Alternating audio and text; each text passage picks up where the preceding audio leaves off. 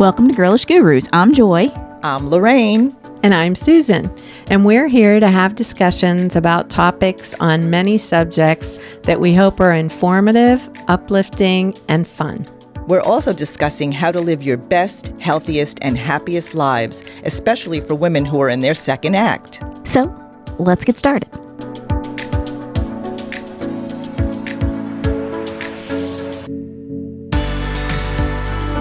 Welcome back to another episode of Girlish Gurus. I'm Joy Alfred Brand, and today, Susan and I have a fantastic announcement. That is the addition of our newest Girlish Guru and team member, Lorraine Miano. Yay! Hello, everybody. Welcome. I'm so excited. Me too. I'm so happy to be here. Now, Susan is on assignment dealing with some other things, and so we hope to have her back on as soon as possible. But for the meantime, Lorraine and I are going to dive into some fun and interesting topics that we think are going to be really great for all of you and going to help you live your best life as a woman 45 and older. Yes. Right? Yes, of course. Oh. We've got it going on. We do have it going on. We do. This is going to be so much fun. All right. So today's topic is one that's kind of in the zeitgeist right now, and that is, Lorraine?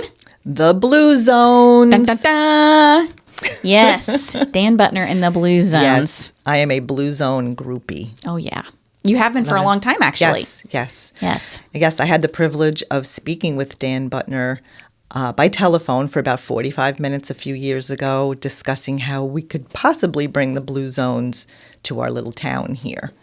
Right, in Wake Forest, yep. Yeah. And so we had a great conversation, and he is the kindest, most generous person. Yeah. Really. He comes across that way in the latest Netflix special, which I immediately, as soon as it was on my radar, I made plans to watch it, and I sat down and watched the whole thing. Me too. Yeah, and it was so good. Yeah. And so that's why I think it's so important to talk about this subject today. Yeah. So, you want to start us off? Sure. If you have never heard of the Blue Zones are the top 5 areas. Well, now there are actually 6. Really? Yeah. The latest one is Singapore. Oh, that's right. Yeah. Singapore, yes. Yeah. So where there are the most centenarians in the world. So those are people that live over 100 years old and on average live at least into their 90s. 1 in 3 people, and specifically, I know this for Icaria, Greece is one of the areas, at least 1 in 3 people is in their 90s and live to their 90s. So the areas are Okinawa, Japan, Icaria, Greece, Sardinia, Italy, Loma Linda, California, and Nicoya, Costa Rica. And now the latest one is Singapore. Which is the entire nation, basically, and right? basically, they've increased their life expectancy since the 1960s by 35 years. Wow. Yeah. So it's incredible what they've done there. And he talks about that in the series. I think it might be the last episode of the yes. Netflix series. Yeah. So we're going to talk about some of the reasons that they may be living that long. Dan Buettner actually, in the early 2000s, he had a grant from the National Institute of Aging, and together with a National Geographic assignment that he had, decided he was going to research these areas and see what is possibly the causes for these people living such a long, healthy life. Because it's not just longevity, it's with health. It's healthy. They're vibrant. Right. Yeah. They have very little disease compared to us here in the U.S. And so basically he's come up with 9 modalities that most of them have in common. He said he can't really prove that those are the reasons that they live so long. However, all of these areas kind of have these same modalities in common for the most part. Okay. And so what are those modalities? So the modalities are to move naturally. That's the first one.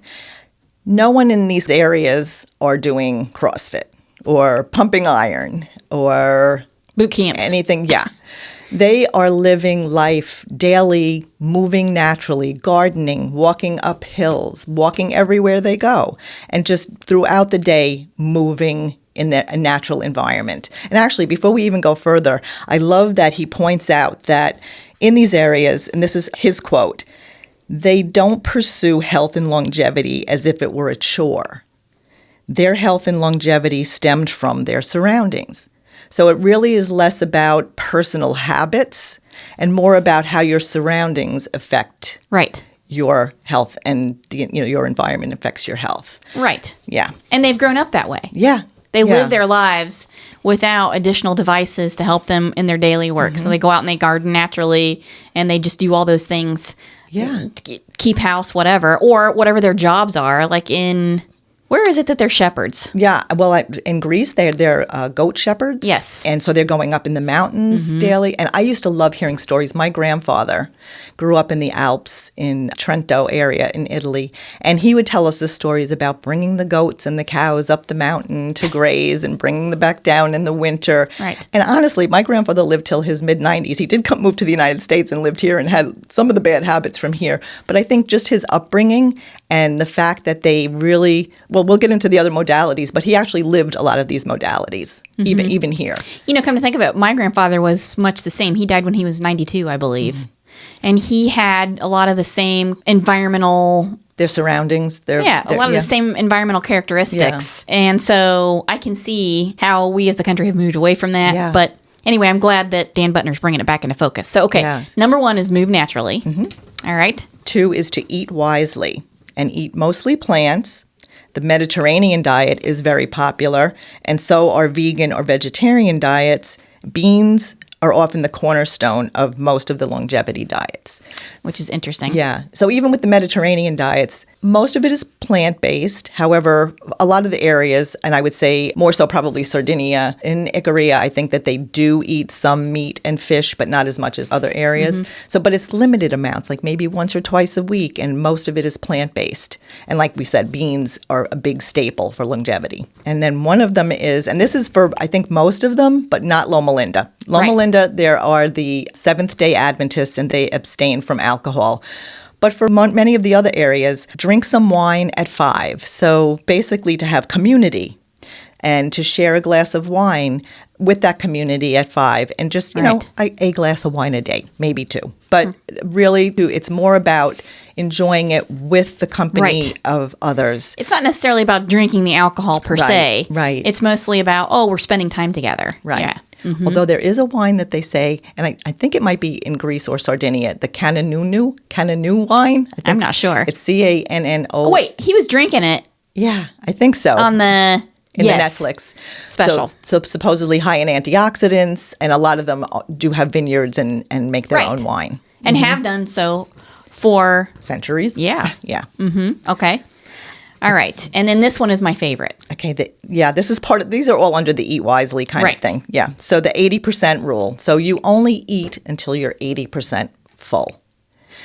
I think most of us here have a hard time with that, and especially with the sizes of portions that you're given in restaurants, and we want to stay away from fast food, but even the fast food supersize me.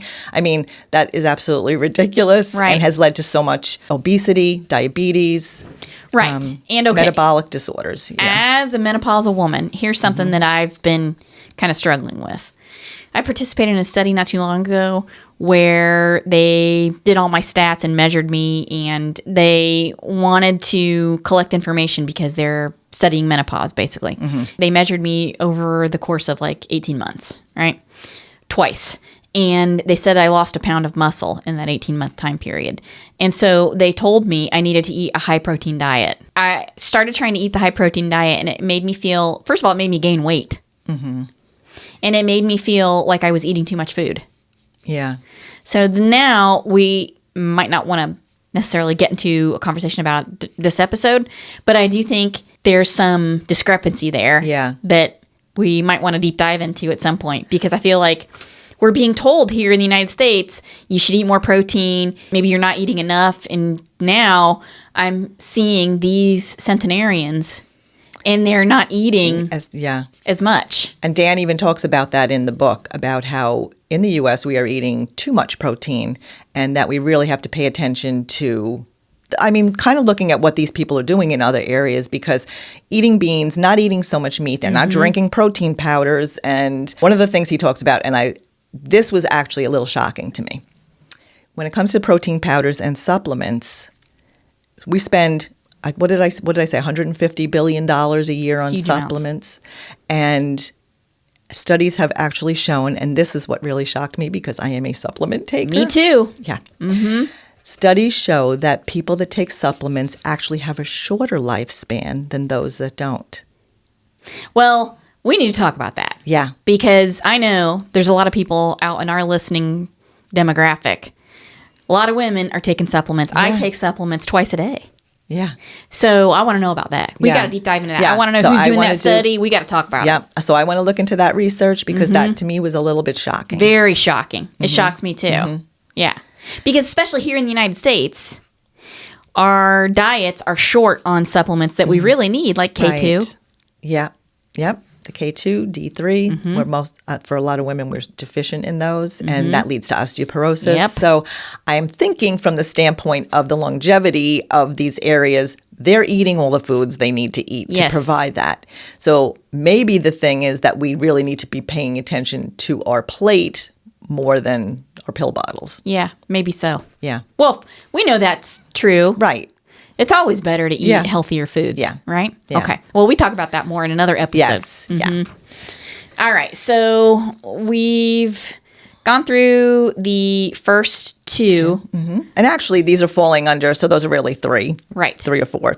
Another one is to connect. So that's community, to actually have that connection and community, put your family first, take care of your elders. I think this is such an important thing because I think we've kind of gotten away from that here. I know that you mentioned that you may have grown up the same way as me, where the grandparents lived in the home with the parents and they took care of them, or and my husband's family. Yeah.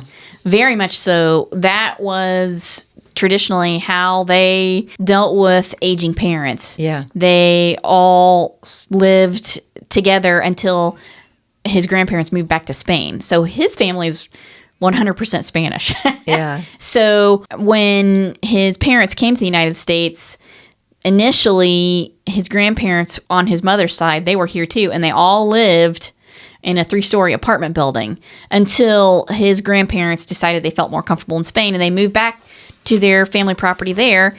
And their oldest daughter spent most nights with her father after her mother passed away. They all were close by and looked after each other. And in my family, well, not everybody lived long enough to have to deal with those issues, but that wasn't necessarily the case. So I do feel like there's something to be said about reconnecting on that level. And also that solves a lot of other problems we have in the United States, like what are we going to do in terms of housing? Right. For older people. So my grandmother actually, as she aged, my dad bought a house that we moved into with a little cottage in the yard, and then she lived there for the remainder of her life. And fortunately, she was healthy enough to do that almost until the end of her life. And so when I was thinking about this, that these communities, the elders stay with them and stay together, a lot of it has to do with because they're also healthier. Right. So they're able to maintain staying with the family, and they actually participate in caring for grandchildren, in gardening, in taking care of the vineyards and helping out with the family. They have, which we will get to the next one, purpose. Right. Well, before we move on from taking care of your elders, I do want to point out that sometimes you have an elder parent, like my sister and I just did 2 episodes talking about my dad, and it's just not possible for us to move him in with any of us. It would not work. It would not be the right thing to do for him to promote longevity in his life. He needs to be where he's at. And so I wish it were possible, but sometimes it's just not. Right. And it's not always. Right. And there are multiple reasons for that. Right. And that's something we did a deep dive in that episode. Again, things are different. Depending on where you live and who you are, and just sometimes things aren't possible. Yeah. But I do agree that if there were a way to do that, that would be and I guess lovely. From the standpoint of in the United States, as we have an aging population, many of them are ill, and even though they're having a long lifespan, it's not necessarily a long health span. So they can't be independent. They may need more care than we can give them. Where I guess in these other areas, I'm thinking, well, they're staying healthier longer, so they're able to stay in the home and stay with them. Now, I will say, my dad is able to live on his own. Yeah. He's healthy enough that his health is in decline, but that's because of his diet, frankly. He does enjoy fast food and things like that. And that's a big reason why he doesn't want us to attend his medical appointments. But anyway, that's a whole other story. But he's healthy enough that he can live on his own for now. And he's 85. And that's important here because we've kind of gotten away from that whole family community living together. I feel as long as they can be independent. Hey, listen, I'm 65 years old. I'm headed in that direction, and I plan on being as independent for as long as I can. That's the goal. Right. Okay, so take care of your elders. And the other part of that is invest time in your children. Yes. Yeah. You want to, I guess, what we lack here is actually holding our elders up as a younger community. Ageism is a strong thing here, right? So I think we definitely need to appreciate our elders, appreciate what they can contribute to society. Right. And what they do in these other areas is have a purpose. Right. Community is a big part, right? Belong to your community. Isolation is a deadly disease. Oh, yeah. I mean, really. If we have learned nothing from the pandemic. Yes. So having that connection with community, and in many of the areas, like we talked about in Japan, they have the, what are they called? Moai. Moai. I'm not sure if I'm pronouncing that right, but Yeah. I think it's Moai, right? So it's groups of women or men, I guess, that connect. And many of these women have stayed together in their moai, if that's the correct way we're saying it, from the time they were in kindergarten, and many of them are in their 90s. They check on each other daily to make sure they're okay. Once they're widowed and they're living alone, they kind of live in the same community where they can walk to each other's homes, and they kind of really look out for one another. So I think we can learn a lot from that. I think we can, and I think there's more conversations we can have about that too. Definitely. Yes. And many of them are faith-based, so a faith-based community. Right. Yeah. And not all of them. No. But that is something I've seen with my dad. His church is a big part of his community. Yeah, that's something that's not uncommon and supported by his research. So put your family first, build a community, build a tribe. And collect friends. Collect friends. That you keep for life and who will share and support your healthy behaviors. Right. Because things like this are contagious. Contagion goes both ways. It's a good thing and a bad thing, right? Yeah. It's true what Dan Buettner said about how your environment can really determine your health. Because if you surround yourself with people who are like-minded, who want to live a healthy lifestyle, stay connected, have purpose, you're more likely to. Right. Yeah. I agree with that. If your friends are going to go jump off a bridge, would you do the same? Did your parents ever say that to you? If your friends went and jumped off a bridge? Would you too? Yeah. Yeah, for sure. Okay, so that brings us to the mindset or outlook. Yeah, having a purpose. So I like the way he termed it. People in the blue zones don't wake up feeling rudderless. Oh, yeah. So they have a purpose. They're invested in their family, keeping their minds engaged, and keeping daily rituals to downshift and reduce stress. They're driven by their lives' meaning and purpose. This is from his book. Okay. And I love that because that's how I feel. I feel that I love what I do. I appreciate getting up in the morning knowing that I can affect somebody's life that day. You know, having that purpose and a lot of fun too. Oh, yes. So for me, and you and I have talked about this, and Susan and I have talked about this at length, I have to feel bought in to what I'm doing. I have to have my why sorted out. And it's got to be fun. Yeah. Has to be. Yeah. Otherwise, I don't want to do it. Yeah. And I mean, and that purpose can be, you know, for many of women, even my age, they're helping to care for grandchildren. And that can be their purpose. It doesn't have to be a job that they go to. Right. It doesn't have to be writing. It doesn't have to be any of that. It can be whatever gets them up and going in the morning. Right. And really having that desire to, I don't know, live life to the fullest. Right. Yeah. Suck the marrow out of the bones of life, right? Yeah. So know your purpose and manage stress. And manage stress. This is a big one too. Managing stress. Yep. Downshifting. That was one of his, Because in today's world, a word that we've used and heard so much lately is inflammation. And reducing your stress, that boosts your immune system and helps keep your inflammation down and your immune system strong, which we need in today's environment. Yes. Yeah. So good stuff right there. And then even the people in the blue zones have stress. And so they've learned ways to cope with it. For instance, Okinawans take a few minutes each day to remember their ancestors. Adventists pray. Icarians take a nap. And Sardinians do the happy hour. I would like the happy hour. And the nap? Yes. One after the other.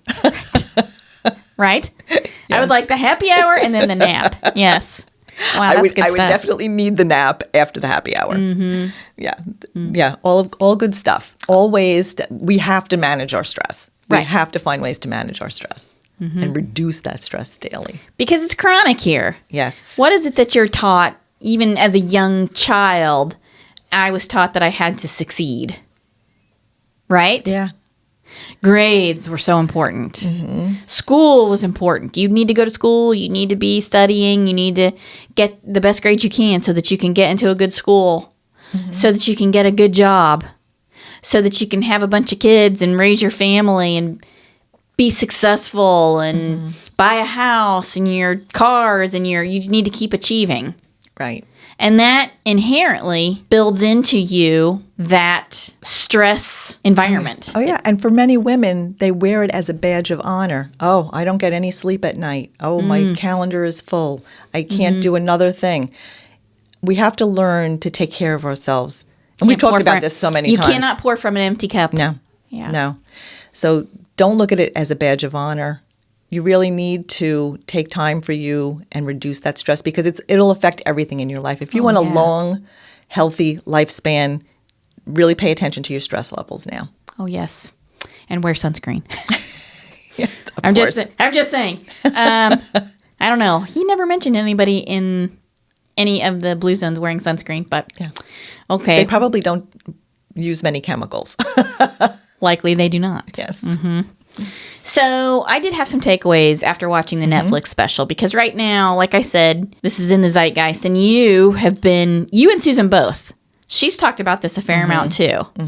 You two have both been devout Dan Buettner followers for a while, and you have been talking about it longer before I even met Susan. I remember you putting together a plan to establish a blue zone here in Wake Forest, and so far that maybe we can push that forward a little more, right? There were some stumbling blocks, but Well, yeah. that's okay. Yeah. So I don't see those as stumbling blocks. They're opportunities. Okay. Right? So after watching the Netflix special, because I haven't read any of the books, and you have read both of them. I know Susan has read the first one. There's two, right? And I've got his cookbooks. I think he's got like 4 or 5 books out. Yeah. Okay. Yeah. So I haven't read any of his books, but I know that both of you have. And for me, the biggest takeaway from all of the modalities and the areas he visited, the biggest takeaway for me was none of this is complicated No, not at all. or expensive. Not at all. And as a matter of fact, many of the areas are really in impoverished areas. Okay. All right. So as Americans, we would look at it and say those areas are impoverished. Right. But truthfully, they live rich, full lives. Exactly. I go back to Greece because I'm going there. I'm going to visit Icaria. so exciting. I'm going to go see Thea in Icaria. Hi, Thea. And so there, they have vineyards they're running, they're shepherds, they're gardening, they're doing all of that. They're raising their own food, they're growing their own food. So whether they're going to a job, they have a job. I mean, they are Right. living That's what I mean. their daily, They are employed every day doing work to live. That's employment. And they also know how to party. They do. They know how that community gets together. And if you could just picture those Greek dances where they have their arms around each other, I can't wait. I just can't wait to be immersed in it and just learn all about it. I so wish I was going with you. I really So do. come. Oh, yeah. Get Ron to come. Oh, well, that might be a little bit of a stretch. But in my mind, I'm going with you, just so you know. But I do really think that it's important to realize these are easy things to do. These are free things to do, generally speaking. You can adjust your diet. You can start walking. You can build community around yourself. These are all things that just are pretty basic and natural and simple and not complicated. Right. Small actions matter. Yeah. They really do. And I've always believed that, but more so now than ever because I am seeing that ideal play out in every area of my life, including my overall health and well-being since I've crossed over the 50 mark. Because now I'm 51. And You're just a baby. I'm just a baby. And I see how those small actions that I've taken trying to maintain my weight over my lifetime, because it was easy for me to gain weight, especially going to school. I would eat a lot, get the freshman 15 and then the freshman 20, but trying to maintain my weight, which has fluctuated a fair amount. My grandmother was a big walker, my mother's mother. And so I started walking too. So I'm a walker now. And that really helps me stay healthy in general. Does it give me a hard body? Well, no. But do I really need to have a hard body? No. No, we want to feel good. We want to be able to be independent, like we talked about, for as long as we can. We want to enjoy life. As long as we're able to do that and feel good and be healthy, that's what matters. That's 100% what matters. And I just want to make sure I'm getting this point across that sustained small actions taken consistently over a significant period of time can be the difference between health and disease, but also now life and death, in my opinion, based on what I've seen in this Netflix special and what I've heard from you over the years about blue zones. And it's not complicated. Anybody can do it. It's simple. To me, it reads like a good life. That the experience that these people have with one another, the way they have lived for so long, the happiness, they are happy people. It's not that they feel like they are lacking anything. No. So we can definitely incorporate that here. And I think I shared this with you a little earlier, how I think we were more like that years ago. Yes. Like when I talk about my grandparents and how they grew up, and it was a simpler life and a stronger community, I felt family living together. The foods, they were called food. Now we call it organic, but it was all organic at the time before they started spraying pesticides and everything all over. So they were less exposed to a lot of the things we're exposed to, including stress levels, right? Elevated stress levels. And I think that it's more possible, nutrients in the food too. Definitely. I think we can get back to that. I really feel like little by little communities. I know we talked about maybe starting some of the Moais here, and I hope we're pronouncing that correctly. Well, we're still honoring it, yes, even if we're not. We are honoring pronouncing it correctly. Yeah, and I just feel that we could be on the right path to being a blue zone. I think we could. Personal blue zones. We don't need the government. No. We can do this ourselves, people. Yes, we can do it. and as a matter of fact, if you go to Dan Buettner's website, Dan Buettner, BUETTNER.com,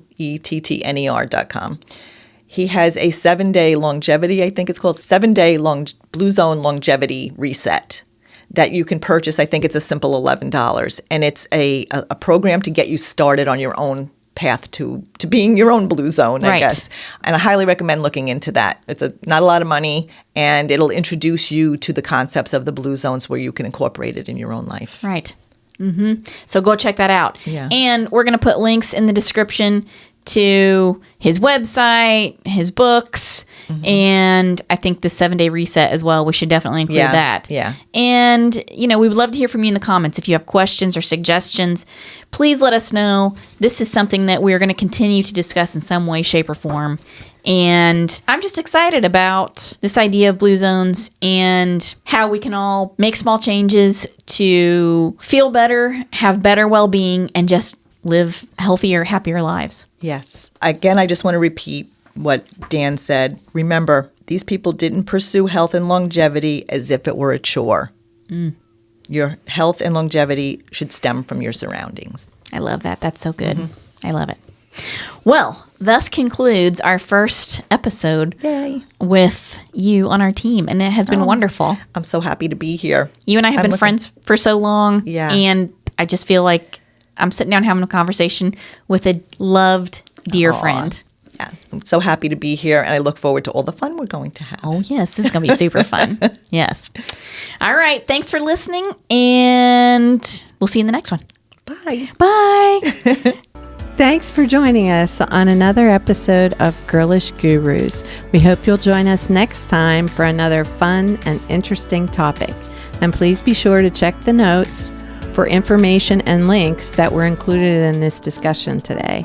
Also, don't forget, you can find us on our social media platforms, starting with Instagram, Facebook, and now including YouTube. You can find us by searching Girlish Gurus, and you can also check out our website, girlishgurus.com, for more information on us, our projects, books, and our growing community. Finally, remember to give this episode a good review and share it with your girlfriends, because the more interaction we get with our podcast episodes, the more episodes we can post. Thanks again. See you next time. Bye. Bye.